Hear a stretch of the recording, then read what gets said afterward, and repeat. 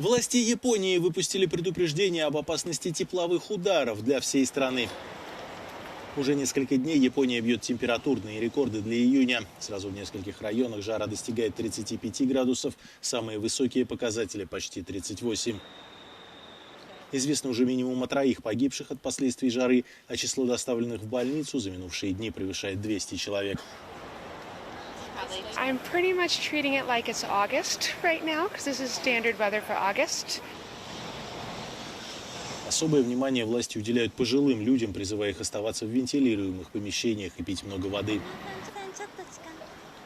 Кроме того, в июне вступил в силу закон, согласно которому работодатель может быть оштрафован, если на рабочем месте слишком жарко. Такие меры были введены после аномальной жары прошлого года, когда прямо на работе скончались 3 десятка японцев.